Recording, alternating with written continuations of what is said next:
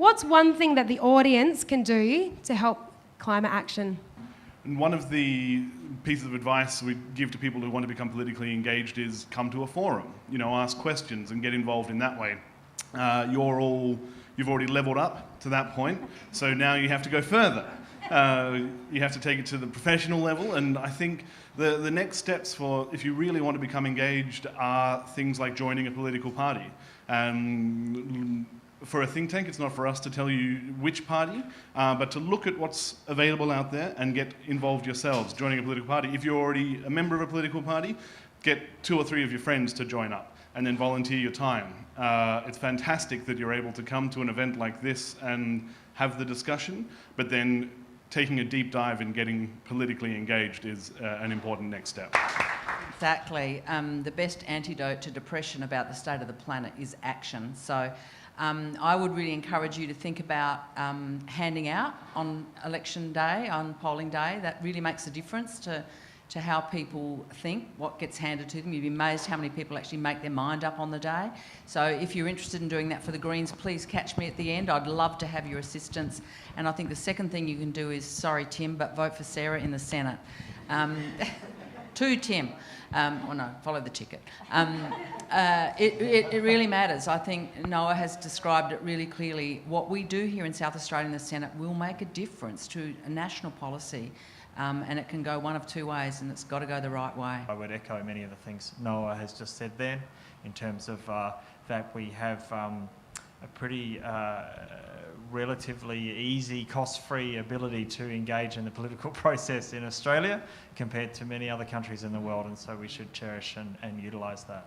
I'm just going to say 3 things that have nothing to do with politics. First one, from both a water and a biodiversity and an emissions perspective, eating more of a plant-based diet is going to really help the world.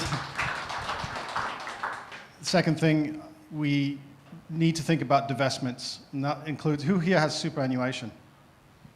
Okay, how many of you have actually looked into where your superannuation funds are investing? Well, it's a good number, but most of us haven't.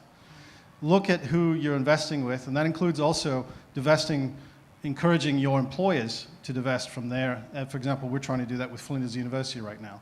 It's a bit opaque and it's a long process, but we're getting there. And the final thing I want to say is, in terms of your carbon footprint, by far and away the biggest contribution you can make above recycling, even eating vegetarian and traveling in an electric car, is choosing about how many children you have. Every single additional child is about a 58 times increase over your personal footprint. So that's going to have long-term benefits for the planet, not just in terms of short-term immediate emissions. So we need to have that conversation as well. Population is a big problem. This is the perfect opportunity to get involved. We've got 5 weeks until May 18. It is going to be the climate election. It is the climate election. We need people out there on polling booths helping to spread that message. What we need is people. And the difference between having somebody on a polling booth and not having somebody on a polling booth is somewhere between 2 and 3%. And I'm on a margin of less than 1. So if I can't get people on polling booths, I will not be able to get back in there and to fight for climate action for South Australia. And what would happen if that is the case? More likely than not, One Nation or Cory Bernardi's party is going to get elected. And I can guarantee they're not going to act on climate change. So people on polling booths and volunteering your time on May 18, you only need to give us 2 or 3 hours of your time. It will make a huge difference. And it's fun. You get to talk to people about politics and about the issues while you're there, or you can chat to the other volunteers if you like, talk to the people about the issues. This election, people are more and more engaged, and you're part of that. We can see it here today. It's only week 1 of the election campaign, and you've already come out to your first forum. Do something with that. Just this election, I think I just want everyone to really, really, really recognise how important it is, not just, for whoever the next government is, also just for our future. We have 10 years left. We can't throw away 3 of those to a party that will not act on climate change, that will not consider the futures of, the younger generation, the generations to come.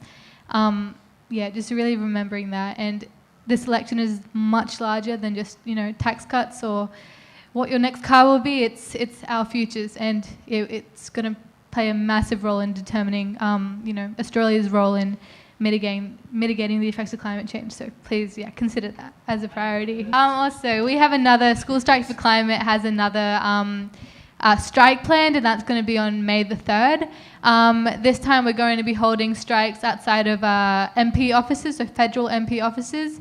We have chosen the more problematic ones. So Sarah, you won't be expecting a crowd, but we've got some planned outside of Penny Wong's office, Nicole Flint's office, Mark Butler and Nick Champion, and also Rebecca Sharkey as well.